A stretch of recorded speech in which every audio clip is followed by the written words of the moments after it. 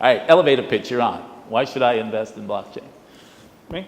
Yeah. You invest in blockchain because you believe the world's assets are going to go digital, and it's the only way to achieve digitization of assets at a market level. You can digitize assets today inside your organization with a database, but if you want to create market infrastructure and have assets flowing in a digital form across institutions, then you have to use a cryptographic data model, which is effectively what blockchain is.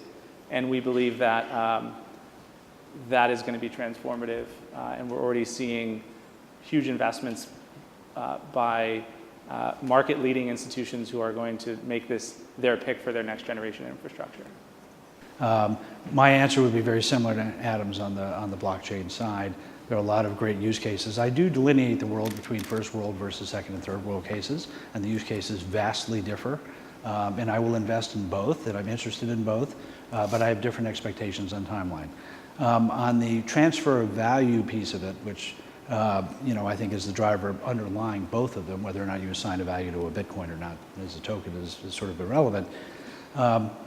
We live in a world where we have atomic, i.e. paper representations of physical assets. And in some cases that will be true for many decades to come.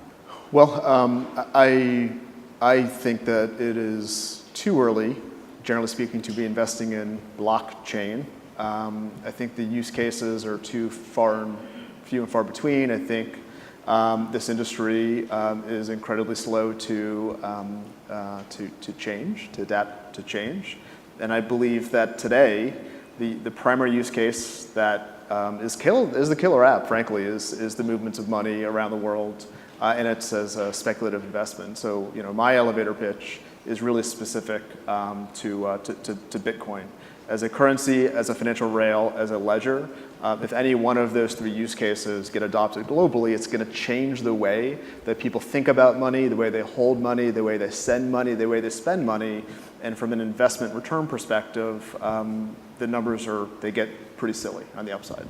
The amount of investment dollars flowing into the space is at an all-time high. The number of investors that are interested in the space is at an all-time high. And so we have to not dismiss the idea that the world is ready for a decentralized digital form of money that frankly has all the same characteristics of gold. It's finite supply, highly divisible, can't be counterfeit, it's fungible, it's portable, it's easier to store, cheaper to store, and frankly it's a lot more useful than gold.